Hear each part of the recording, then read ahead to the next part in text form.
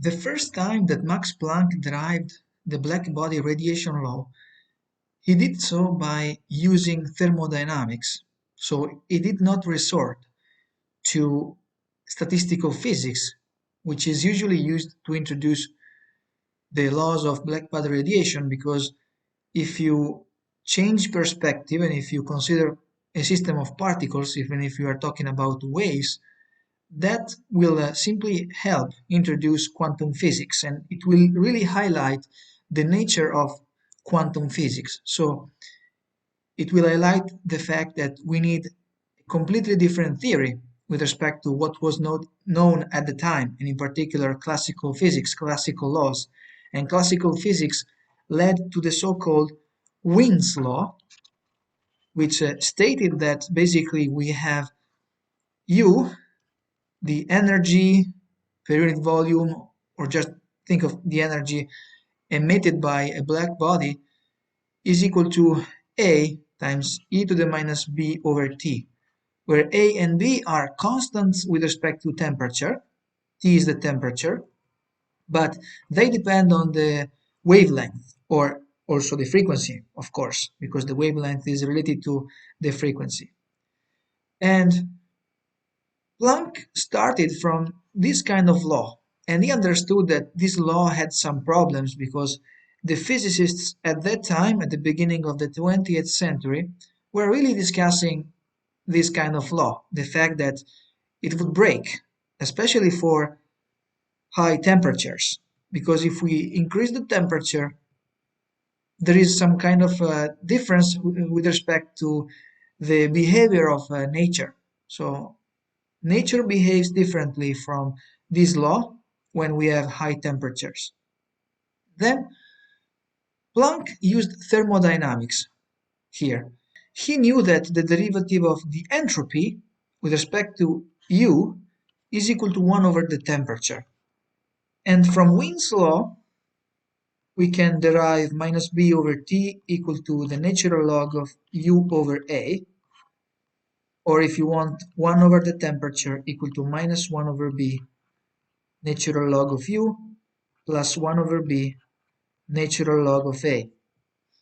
Now, if we take the derivative with respect to U of S, so ds over du, that's equal to 1 over the temperature, but 1 over the temperature is equal to this, so it's minus 1 over b natural log of U plus 1 over b natural log of A. And now, what Planck considered was the second derivative of the entropy with respect to U. And from here we get minus 1 over bu. And if you take the inverse of that, we get r, which is defined as 1 over the second derivative of the entropy with respect to U. This is equal to minus bu. And this law holds only if Wien's law holds. And that is an acceptable law only for low temperatures. For high temperatures, from experimental measurements of the time, what Planck found and other researchers found was that R was proportional to U squared. And therefore, here came Planck's assumption. In particular, Planck redefined R to be minus Bu, and then he added an extra term proportional to U squared. In particular, he added minus U squared over C. And he came to this point because he knew that for low energies or for low temperatures, this term can be neglected, and therefore R will be approximately equal to minus Bu. Whereas when the energy is very high, this term can be neglected with respect to this one. So R will be proportional to U squared. So this was the starting point. You can see here that we have not introduced any kind of physics. This is just a mathematical trick, which allowed Planck to derive the correct form of the blackbody radiation. And from here, you really have no insights into the physics, because you don't really know if this kind of law needs some extra physics, and in particular it does because it requires quantum mechanics to be taken into account. But you cannot really see it from this kind of mathematical trick. And this was found later, especially when using statistical physics. So, considering entropy to be given by a number of states. That was the part that gave the physical insights necessary to understand the new physics required. Anyway, from here, we know that the second derivative of s with respect to u squared, which is equal to 1 over r, is equal to minus 1 over bu plus u squared over c. And this can also be written as minus 1 over b times 1 over u plus 1 over cb times 1 over b plus u over c. From here, if we integrate with respect to u, we can find ds over du, which is the integral of d squared s du squared du, or the integral of minus 1 over b times 1 over u plus 1 over cb times 1 over b plus u over c du.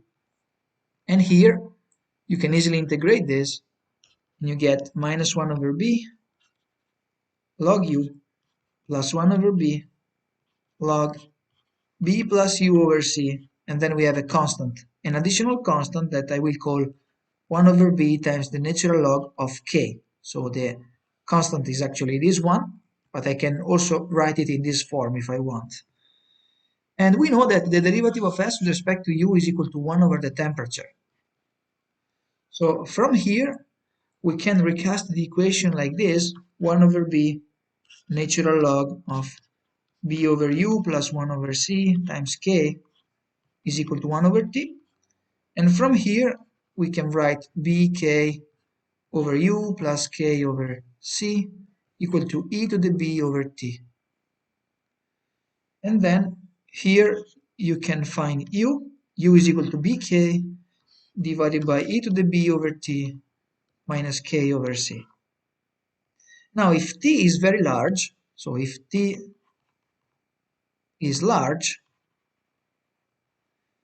u will be approximately equal to bk divided by, so this exponential can be approximated like this: 1 plus b over t, and then we have minus k over c.